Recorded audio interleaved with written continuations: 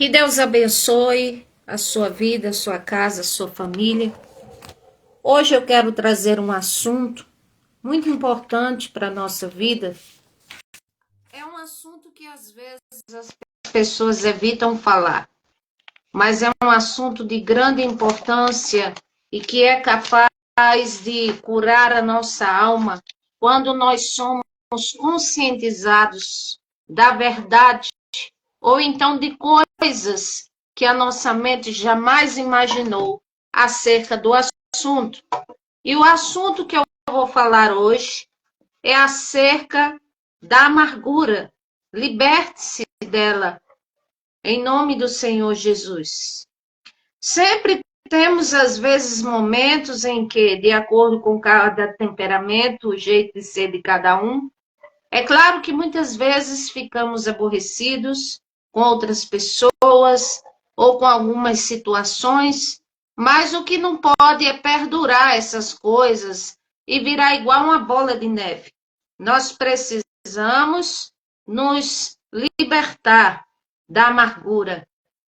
É tanto que o Senhor sabia tanto desse sentimento que assolaria a nós, seres humanos, que ele diz na sua palavra, Efésios capítulo 4, ele fala, versículo 31, toda amargura, ou seja, toda espécie dela, que tem gente que diz assim, eu não sou uma pessoa amargurada, eu só tenho mágoa, eu só tenho ira, eu só tenho raiva, eu só tenho assim, não quero nem ver, nem saber, pois é, são traços da amargura. O Senhor, ele fala assim, louvado seja Deus. Aqui, toda amargura, ira, cólera, ela seja removida, ela seja removida do nosso meio, da nossa vida. Toda blasfêmia, toda ira seja tirada de entre vós. Louvado seja Deus. Então, aqui, nós estamos lendo o que diz as Sagradas Escrituras. Toda amargura, ira, cólera, gritaria, blasfêmias, toda malícia seja tirada de entre vós. Sedes antes uns para com os outros benignos, que quer dizer bom,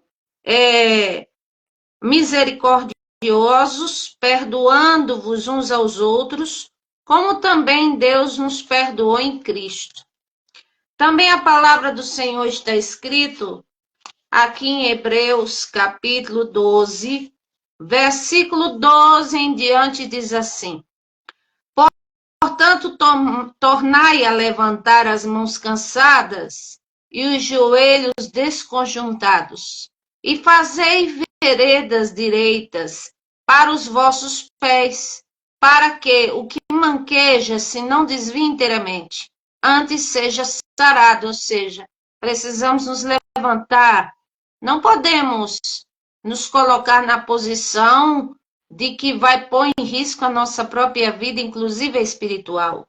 E diz aqui, segui a paz com todos e a santificação, sem a qual ninguém verá o Senhor. O Senhor diz, tenha cuidado de que ninguém se prive da graça de Deus e de que nenhuma raiz de amargura brotando vos perturbe e por ela muitos se contaminem. E ninguém seja fornicador, profano, como Esaú, que vendeu o direito da primogenitura, e bem sabeis que, querendo ele ainda depois herdar a bênção, foi rejeitado porque não achou lugar de arrependimento, ainda que com lágrimas o buscou. Ou seja, Esaú, só abrindo um parênteses, ele deu lugar à amargura por muito tempo, ele teve raiva do seu irmão. Mas eu quero frisar aqui o versículo 15, tendo cuidado que ninguém se prive da graça de Deus e de que nenhuma raiz de amargura brotando vos perturbe e por ela muitos se contaminem. Então eu quero falar para vocês que a amargura é um sentimento muito perigoso, muito pesaroso e muito danoso à nossa vida.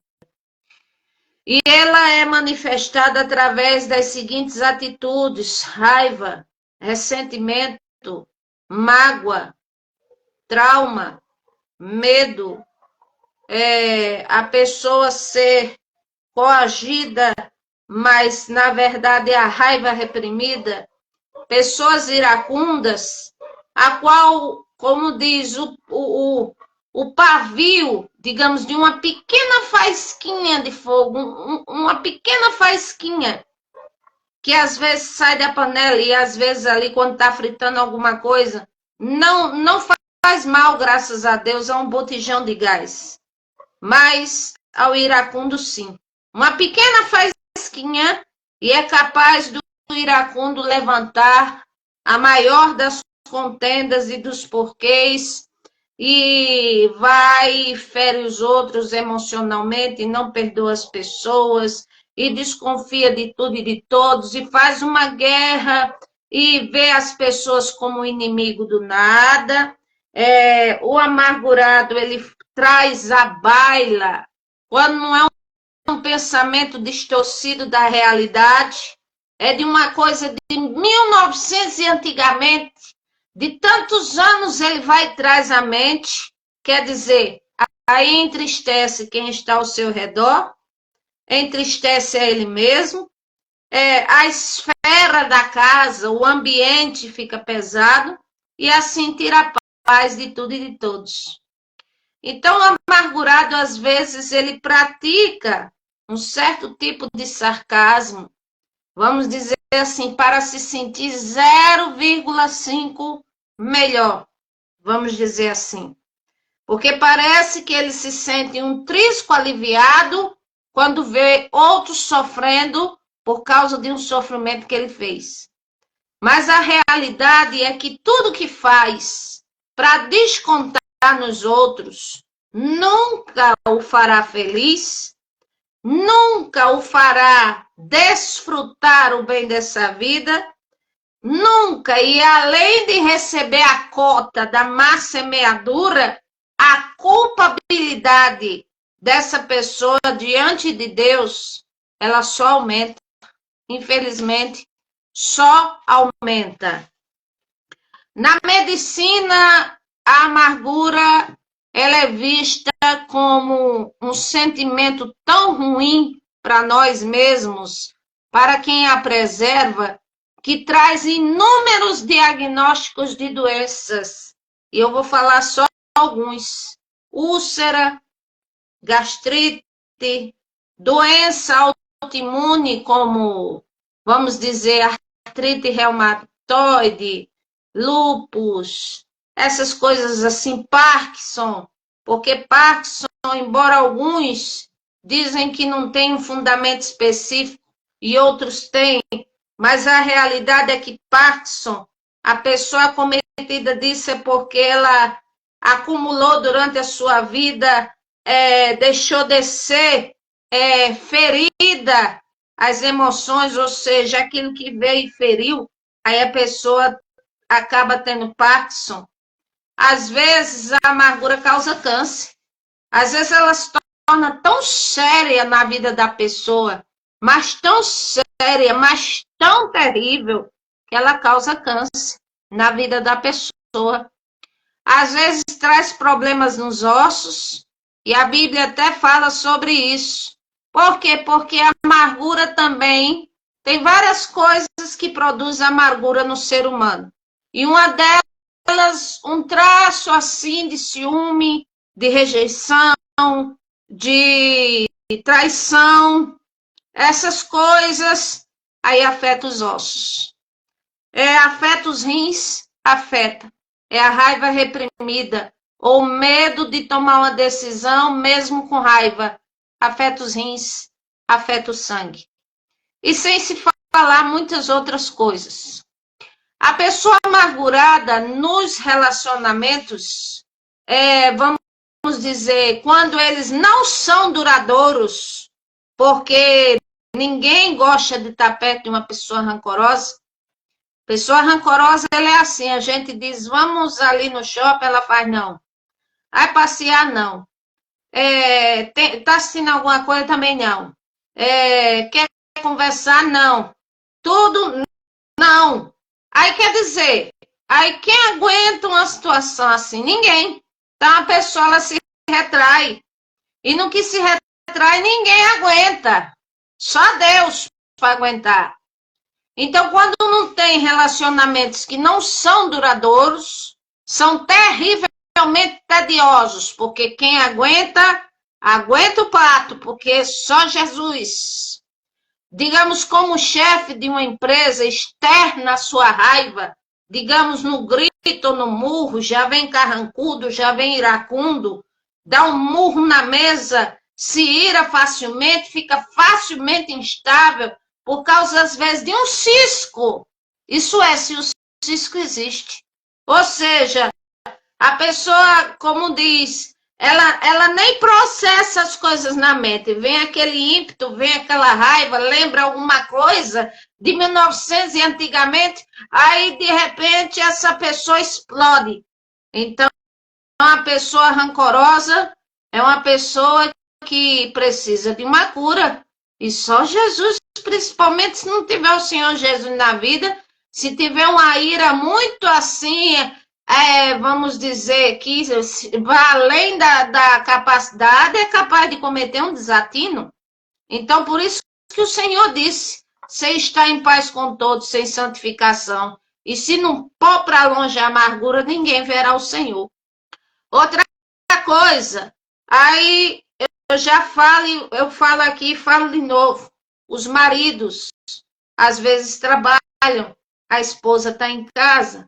Aí, se você vê de longe, seja um marido, seja um pai, seja a esposa, seja a mãe, seja uma filha, que você observar assim de longe e ver que a pessoa já fez assim no carro, no portão, pá! Bateu assim, e que já vem com aquele semblante fechado, então não pense que é nada com você.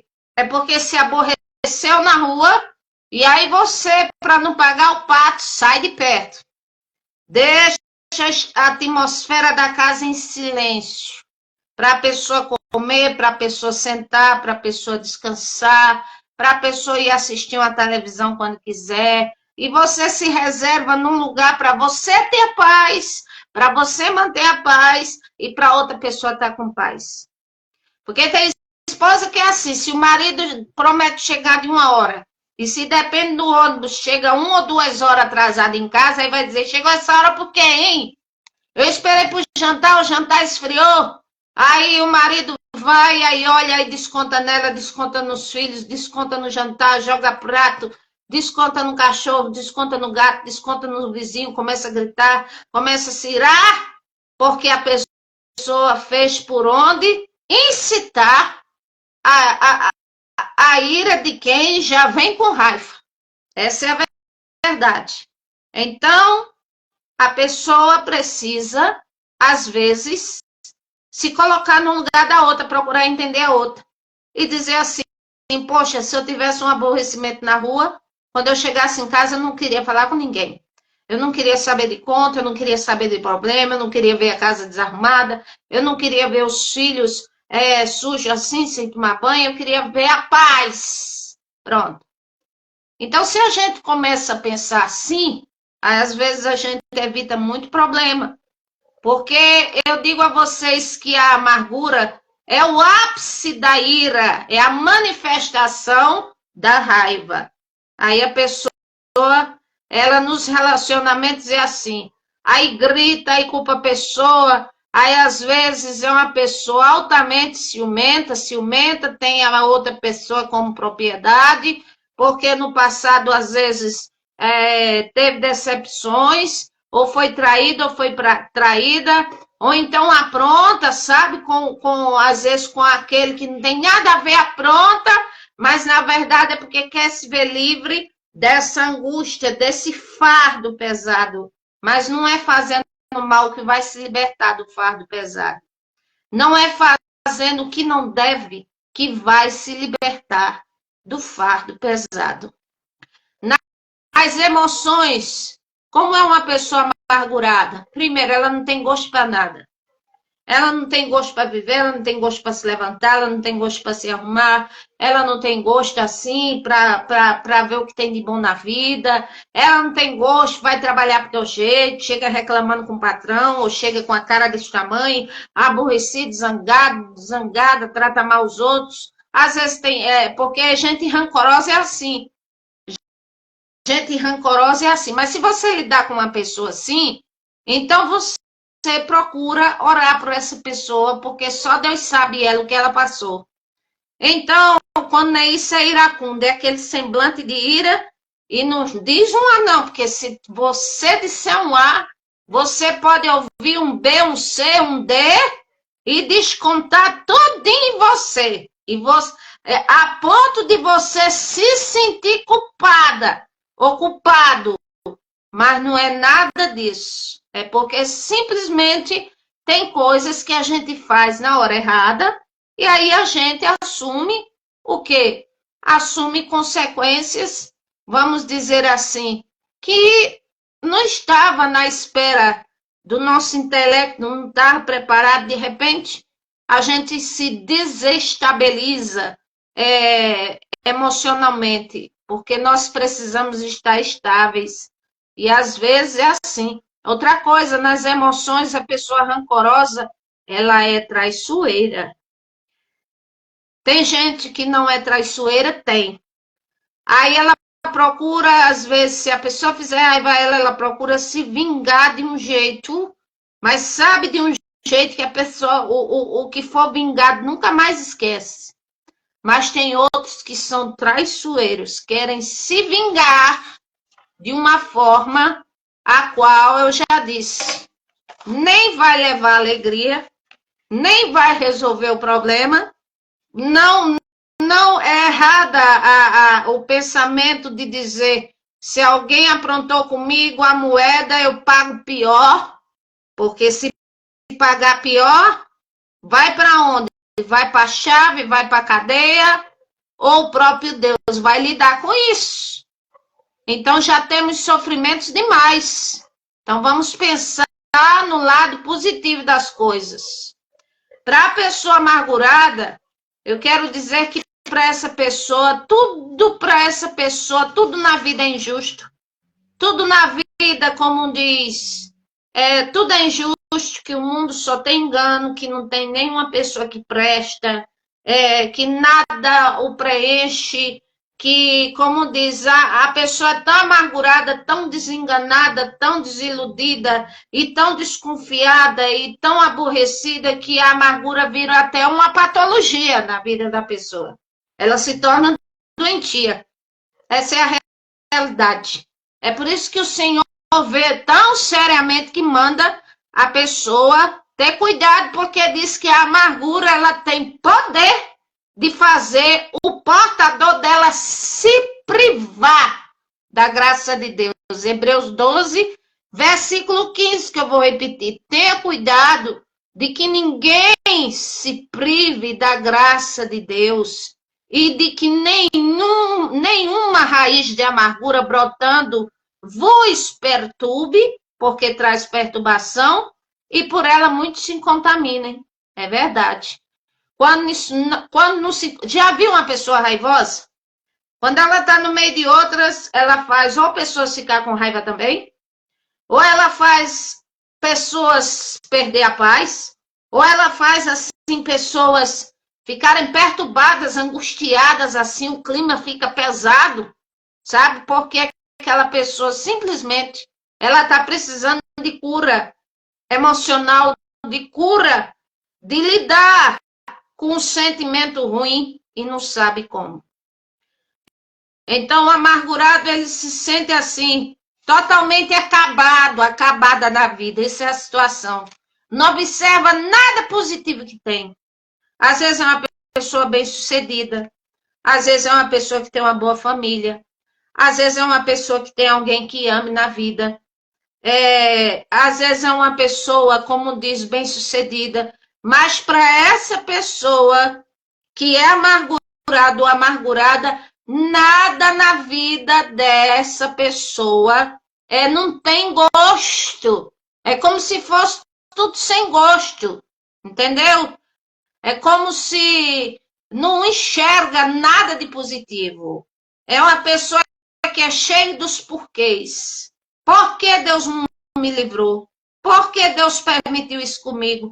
Por que eu estava lá naquela hora? Por que aconteceu logo comigo? Por que tinha que ser eu? Por que é que só aconteceu comigo? Por que é que fui eu que ouvi aquilo? Por que é que aconteceu comigo? Aí com isso é quando ela se sente vitimizada. E quando ela quer estragar o prazer dos outros, ela diz pra quê? Não diz por quê, diz pra quê. A pessoa diz assim, eu queria comprar uma coisa, ela faz pra quê? Ah, eu queria passear para nós programar um passeio. Pra quê? Aí diz assim, não, é para sair com os filhos, com a família. Aí diz, pra quê? Pronto. É sinal de uma pessoa amargurada que não quer saber de nada, não gosta de nada. Quando não é cheio dos porquês, é cheio dos pra quê. É assim. Contudo, a gente observa que esse sentimento, ele traz, como diz a amargura, traz sofrimento demais para a pessoa. E se a pessoa não souber lidar, ela tem duas escolhas. Ou ela fica na mesma e para pior, até morrer, definhar e morrer, ou então ela decide querer se libertar. Aí se liberta, como disse, muda, quer dizer, para pior, aí se torna um escravo do mal que lhe fizeram. Ou seja, se torna, vou repetir, um escravo, uma escrava do mal que fizeram a ele ou a ela. Quer um exemplo? Vou dar um exemplo bem comum. Às vezes tem mulheres, muitas, que são divorciadas ou que estão à beira de um divórcio. Que esse é um assunto que ninguém gosta de falar e é temido, mas é uma realidade. Mas aí ela está amargurada porque o marido deixou ela por outra, tem amante. Aí quando passam os tempos, se o marido se divorcia, se decide aquela vida, embora Deus odeie isso, mas se acontece, aí a pessoa vitimizada, o que é que acontece? Vai para um restaurante comer, aí de repente vê alguém que era parecido com o marido e fica assim olhando para ver se não é ele. Aí já se enche de angústia. Aí sente o cheiro do perfume que era do marido que usava, aí também já se aborrece. Aí aí de repente encontra uma mulher que parece com a amante, não tem nada a ver, mas ela na mente achou que é parecida. Aí já entra no desgosto. Aí quer dizer, a comida que estava ali, ou a torta, ou o momento, não aproveita.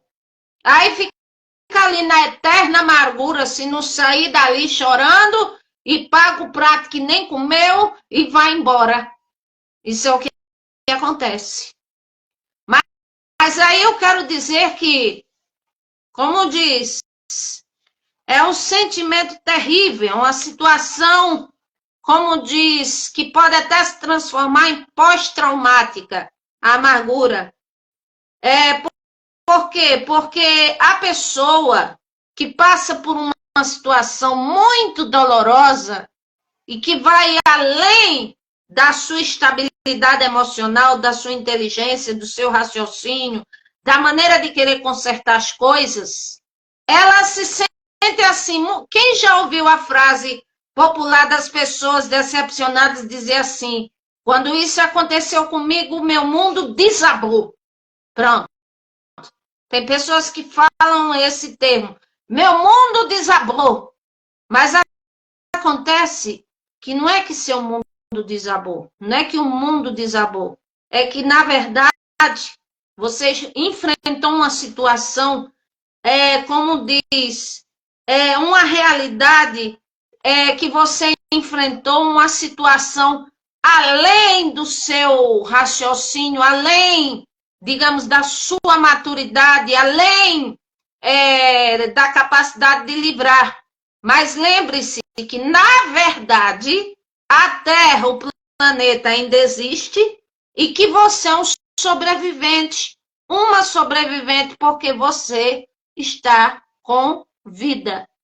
E a vida, ela, pelo Senhor, pode ser reconstruída, como diz, mas isso depende das escolhas que eu farei de hoje em diante. Isso vai depender das minhas escolhas. Porque quem decide é a pessoa. Se ela quer continuar sendo, vamos dizer, atormentada, como diz, pelos verdurgos, como diz a Bíblia, os atormentadores, que é aquela parábola do credor incompassivo, que devia muito ao rei, e ali chegou o dia de prestar conta, e ele não tinha dinheiro para pagar, e o tratado era o seguinte, que se não tivesse dinheiro para pagar, como diz, o homem que emprestou o dinheiro teria a mulher, teria os filhos, teria tudo que ele tinha para pagar a dívida, para ser vendido. E ali ele começou a se prostrar e pedir misericórdia, e reverenciava o homem, está em Mateus capítulo 18, versículo 28, e se prostrava, reverenciava, e dizendo assim, Senhor, seja generoso para comigo, e tudo te pagarei. Então o Senhor daquele servo moveu-se de íntima compaixão, soltou e perdoou-lhe a dívida. Saindo, porém, aquele servo encontrou um dos seus conservos que lhe devia 100 dinheiros e, lançando mão dele, sufocava, dizendo, paga-me o que me deves, ou seja, ele recebeu a graça de ser perdoado.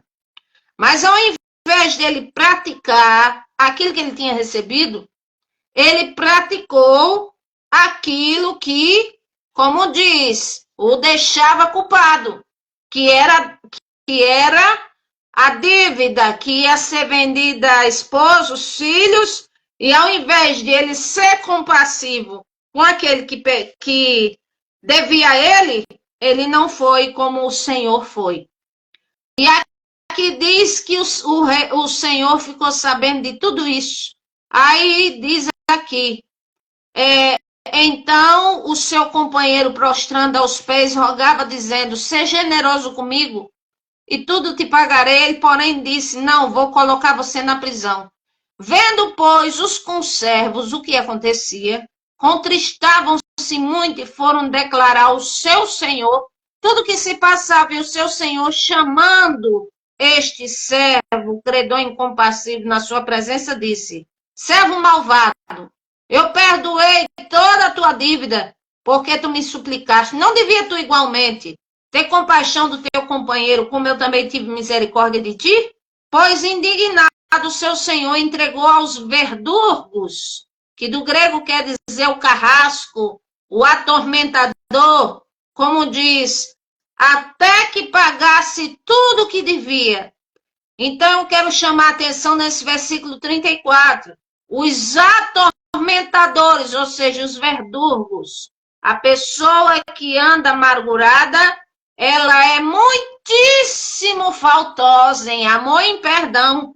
E por isso ela só vive sendo uma pessoa atormentada, se não é pelo diabo, é pelos seus próprios algozes, pelo seu próprio sofrimento, pela sua própria dor, pelos seus próprios porquês.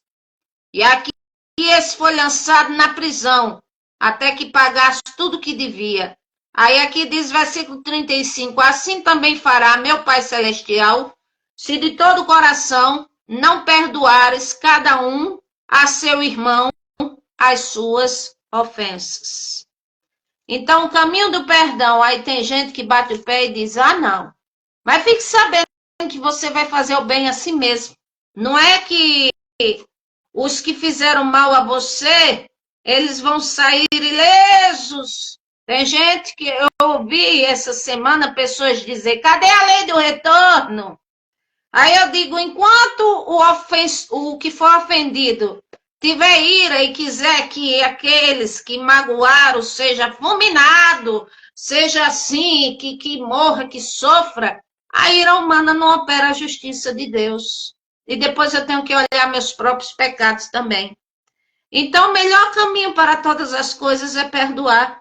Esse é o melhor caminho. E o perdão, eu não consigo de mim mesmo e nem é só eu dizer eu perdoo e o sentimento está lá dentro, não. É um processo. Mas é um processo que vai trazer benefício para mim, muito mais para mim, do que aqueles que cometeram transgressão. Porque quem comete transgressão, o Senhor não deixa escapar. Só que a uns o Senhor presta conta antes e a outros depois.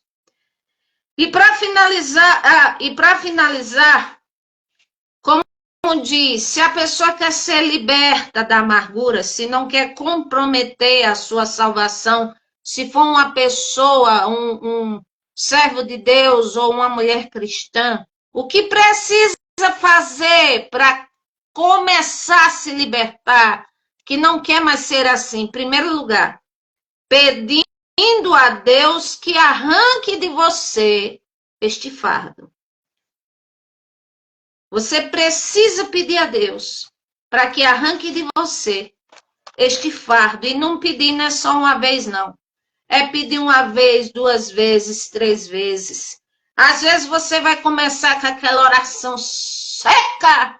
Às vezes você vai começar até derramando umas pequenas lágrimas e vai enxugar e vai dizer, não quero falar sobre isso. Mas quando chegar o quebrantamento genuíno, e então você vai ver o Senhor arrancar esse grande fardo, porque você vai transferir a responsabilidade desse mal, da injustiça, vai transferir para o Senhor e não para você mais. Porque a Bíblia diz que baixa cada dia o seu mal. E imagina a pessoa acumular dissabores na vida. Olha o que fez Ana, nós já sabemos no capítulo 1.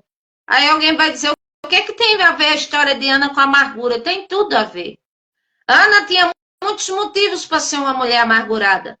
Primeiro é porque o maior sonho da vida dela, como diz, ninguém podia realizar no seu próprio Deus. E se o próprio Deus tinha cerrado a madre dela, quem era esse que ia abrir se ele não quisesse abrir? Ninguém. Então não tinha possibilidade, humanamente falando, daquela mulher gerar filho em seu ventre, que era um sonho dela. Segundo lugar, o marido, embora afirmasse que amava ela, mas ele tinha outra esposa chamada Penina, que procriava, tinha muitos filhos, e Ana não tinha. E a Bíblia mostra que cada vez que Penina tinha filhos, parece que eu estou vendo, ela dizia assim, Ana, tu tá ficando velha, e eu a cada dia estou tendo filhos do nosso marido. Ele agora vai me amar mais, porque eu tenho os filhos dele e você não tem nenhum. Porque a Bíblia diz que a Penina era como uma rival. Ela provocava Ana excessivamente. Está escrito. Então, quem sabe tem pessoas presas a uma situação assim, a um emprego infeliz. Ou seja, não é infeliz de ser um emprego mau, é um bom emprego, mas infeliz no sentido que você não é feliz lá. Porque às vezes tem pessoas que provocam, às vezes nem tudo o seu patrão está satisfeito com o seu trabalho, às vezes você tem dia que está para baixo, mas vai trabalhar porque precisa do trabalho. Então aqui, Ana, em primeiro lugar, o sonho da vida dela ninguém podia realizar, porque a madre dela era fechada pelo próprio Deus. 1 Samuel capítulo 1. Depois Penina, que era a segunda do marido, tinha filhos e Ana não tinha, e ela provocava Ana excessivamente. O versículo 5 diz, porém Eucana dava uma parte excelente, porque ele amava Ana, porém o Senhor lhe tinha cerrado a madre. Pronto, se o Senhor cerrou a madre, qual é esse que abriu? Mas ninguém, se o Senhor dissesse não, era não para Ana toda a vida. E aqui diz, e sua competidora, excessivamente a irritava para embravecer, porém o Senhor lhe tinha cerrado a madre, e assim Ana aí fazia de ano em ano que eles iam à casa do Senhor em Siló, ou seja, ao templo. Eles iam, eles moravam numa cidade e eles iam para Jerusalém, melhor dizendo, para onde era o templo do Senhor, a casa do Senhor. Então, ali era de ano em ano que tinha aquelas festividades e eles iam para oferecer sacrifícios ao Senhor, para tirar dias de adoração. E a Bíblia diz que no caminhar à casa do Senhor, Penina irritava a Ana e Ana chorava e não comia. Olha a amargura dessa mulher. E mesmo Elcana dizendo assim: olha, por que choras? Por que tu não comes? Por que está mal o teu coração? Não sou melhor do que 10 filhos? Ou seja, ele dizia assim: por que você não se contenta comigo, hein? Eu não sou melhor para você do que 10 filhos, não? Porque certamente ele tinha tido, quem sabe, uns 10 filhos com outra mulher, falou o nome 10 filhos. É possível. Mas acontece o seguinte, como diz, primeiro, nenhuma mulher ela iria estar, pelo menos as brasileiras, satisfeita em dividir o marido com outro, mas nunca. Segundo, ele tinha filhos da outra esposa, que era oficialmente esposa, porque se um era estéril, então, diante da sociedade, na época deles, para o povo deles, era considerado uma maldição. Então, dava direito do marido ter outra. E ele tinha, no caso, a Penina. E ali, as palavras dele iam consolar Ana? Não. Se ele demonstrasse amor, ia convencer Ana? Não. Porque, ao mesmo tempo que ele demonstrava amor, ele deitava com outro e ele tinha filhos de outro. Porém, a Bíblia diz que ele amava Ana. E se a Bíblia diz que ele amava Ana, quem sou eu para contradizer tal realidade? Mas diz que ele amava Ana. Porém, não eram as palavras dele, nem ele, e nem o amor que ele dizia que tinha por ela, que ia consolar ela, que ia libertar ela do fardo, mas somente o próprio Deus. Então a Bíblia diz, versículo 9, que Ana se levantou, depois que comeram e beberam em Siló. E Eli, o sacerdote, estava sentado numa cadeira junto do pilar do templo do Senhor. Ou seja, Eli aqui, nesse momento, é como se estivesse sendo o porteiro da casa do Senhor. E ali a Bíblia diz que ela, pois, com amargura de alma. O que é uma amargura de alma?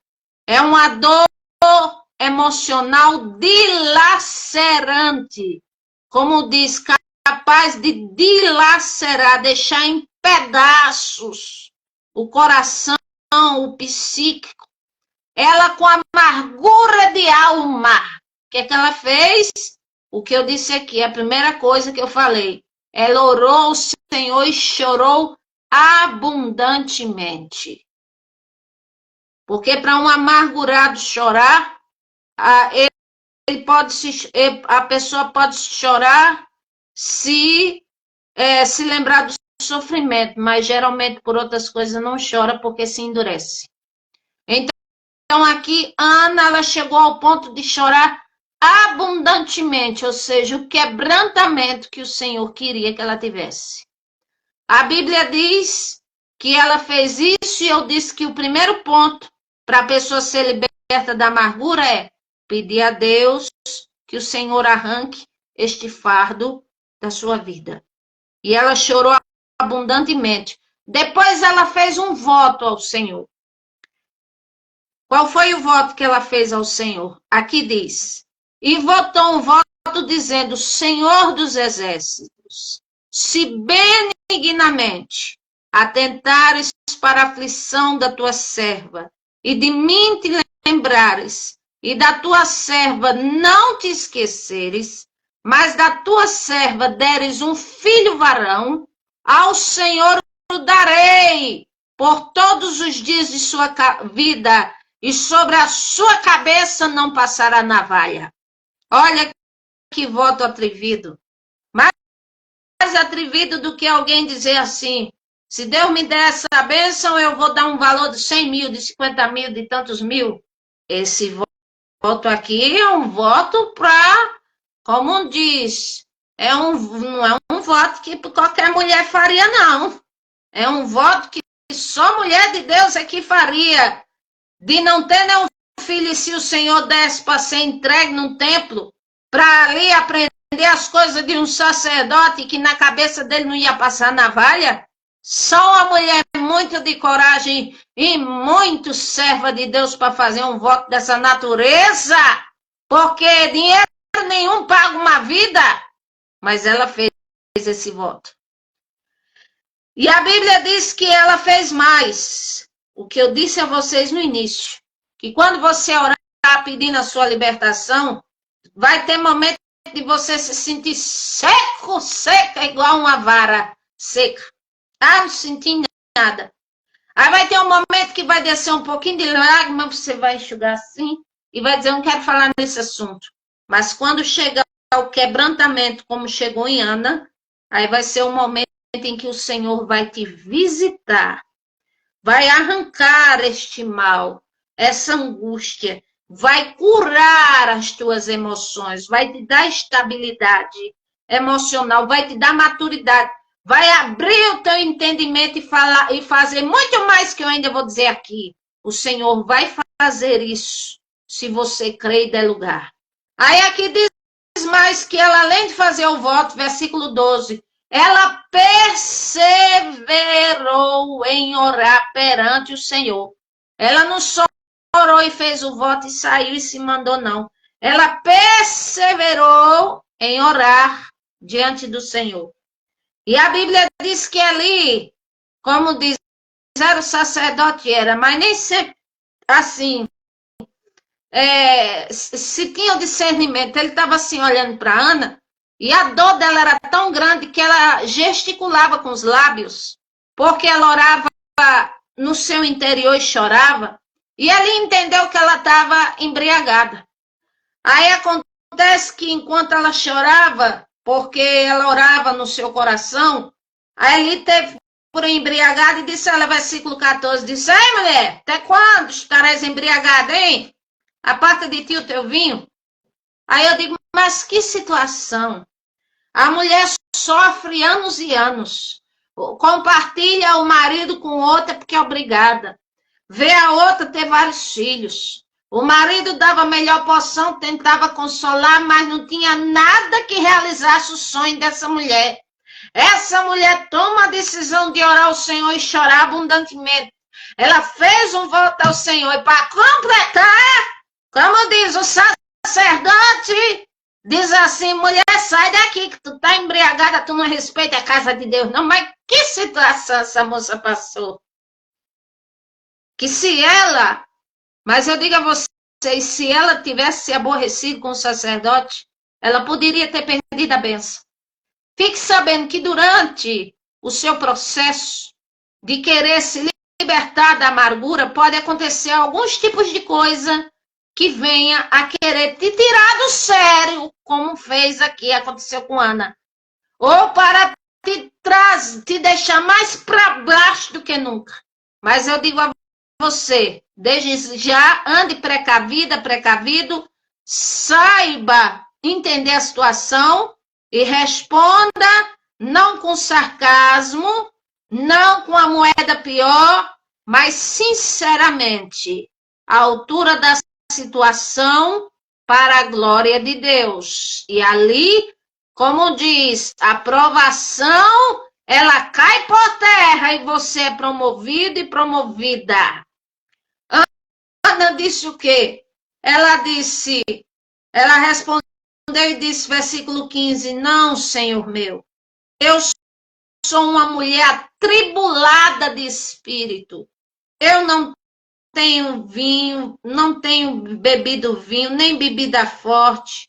Porém, tenho derramado a minha alma perante o Senhor.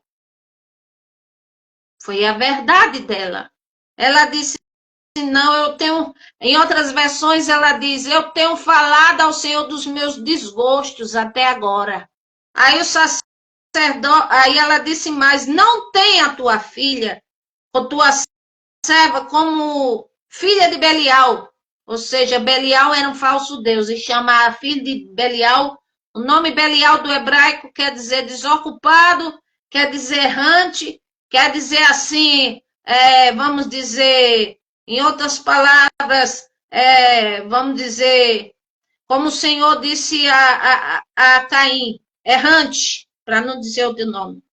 E ela disse, não, eu não sou filha de Belial, porque da multidão dos meus cuidados, do meu desgosto, eu tenho falado até agora. Aí então Eli, o sacerdote, disse, vai em paz, e o Deus de Israel te conceda a petição que pedisse. Ou seja, apesar de ser um sumo sacerdote assim, sem ter assim muito discernimento, mas ele confirmou a benção de Ana, ele profetizou. Porque se ela tivesse se aborrecido com ele, tinha sido pior. E a Bíblia diz aqui que o semblante dela já não era mais triste.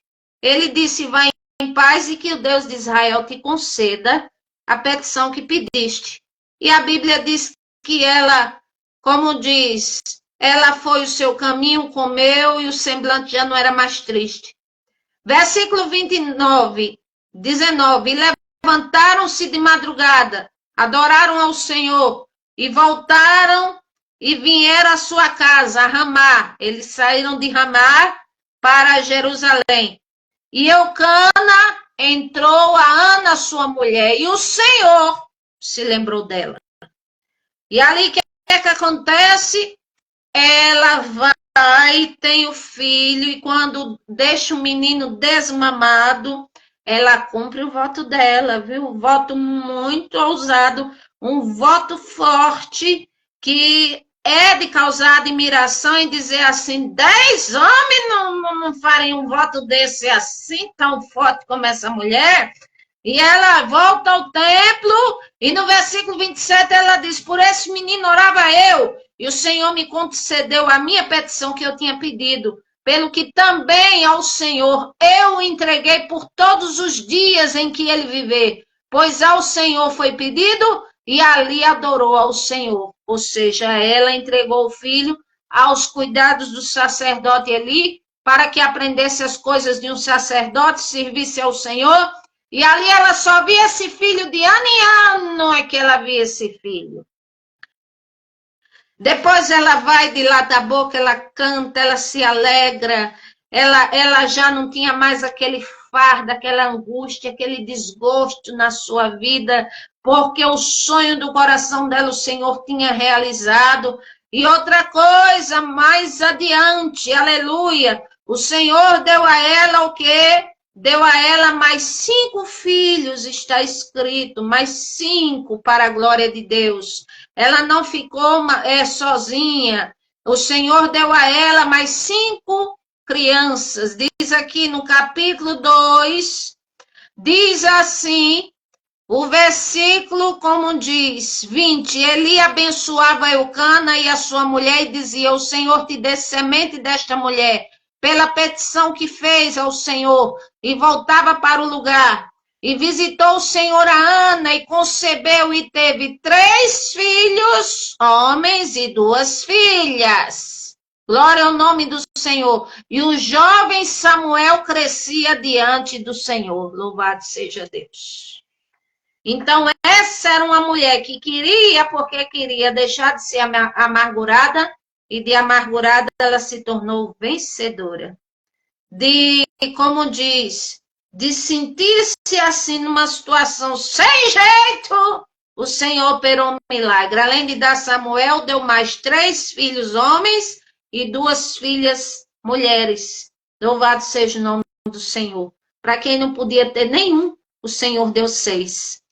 Então, quer dizer, se você, eu, nós, qualquer um, quer se libertar da amargura, em primeiro lugar, veja o exemplo de Ana.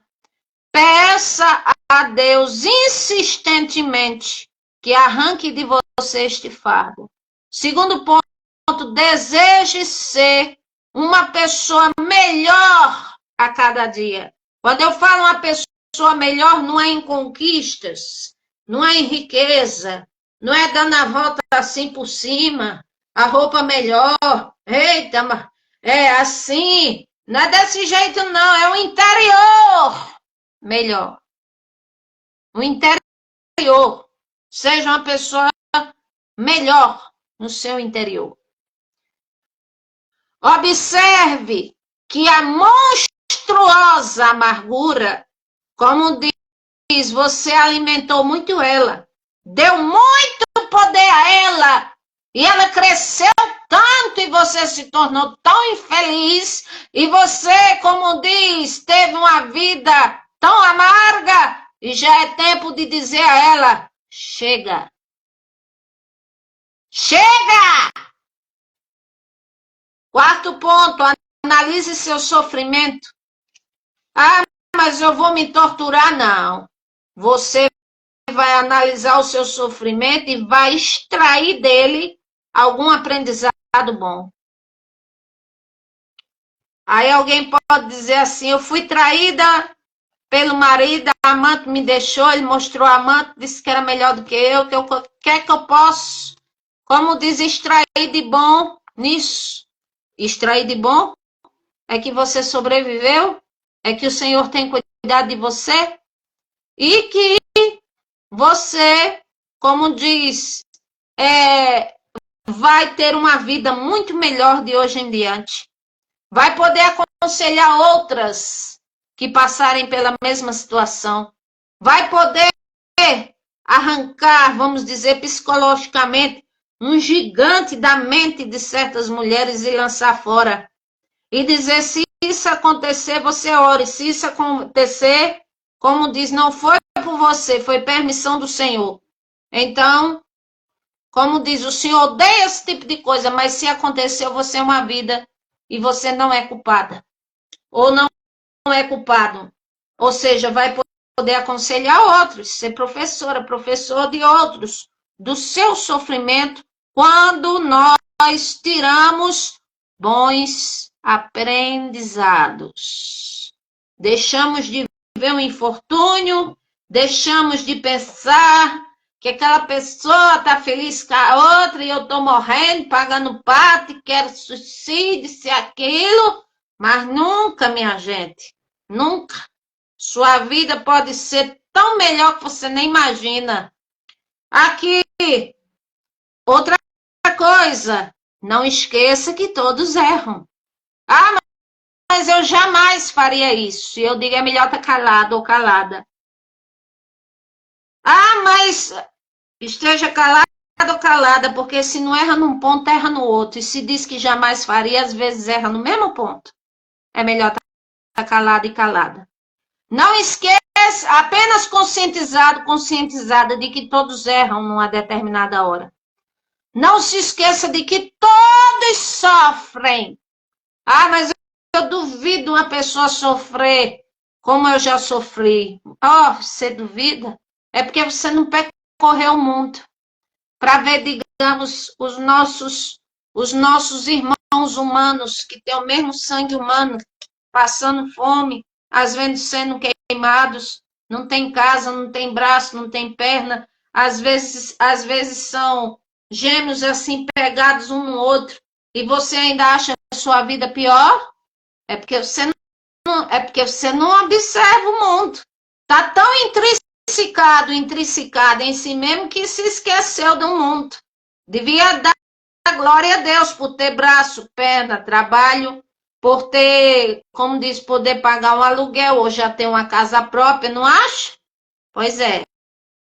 Tem gente que às vezes é feliz e não sabe.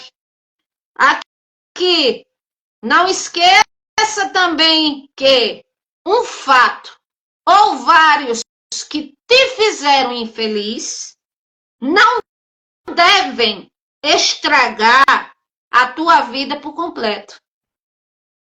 Não deve. Porque, como eu já disse, se você passou por situações e diz assim, eu senti a sensação de que o mundo desabou, aí eu repito, a realidade não é que o mundo desabou, é que você enfrentou uma situação tão aquém da sua mente, do seu intelecto, da sua estabilidade, que foi uma situação até pós-traumática, mas a Terra continua aí, o céu até então continua azul, os passarinhos ainda cantam, você ainda pode enxergar e ouvir, ou seja, você é uma sobrevivente e a sua vida em Deus, ela pode ser completamente reconstruída, porque existe algo que é dado como um presente a todos nós, que é a graça de Deus, o seu favor imerecido. E mais uma coisa, e tudo pode ser reconstruído, mas tem algo mais. Cabe às escolhas que eu fizer de hoje em diante. O que é que eu vou escolher? Pagar na mesma moeda e dizer, eu vou ser pior. E aí só ter 0,05% de satisfação e depois estar mais vazio e mais infeliz do que tudo, ou dizer não, chega para isso, eu não quero entrar mais um ano, viver mais isso a partir de hoje, né? Nem do ano que vem, a partir de hoje, eu não quero mais esse tipo de vida para mim, eu quero mudança, eu quero alcançar o milagre de Deus. Essa mulher Ana alcançou. Quantos não subsistiram, não sobrevivem, não alcançam milagres, e por que é que eu não posso alcançar também? Então você é que escolhe. A vida é sua. Glória a Deus.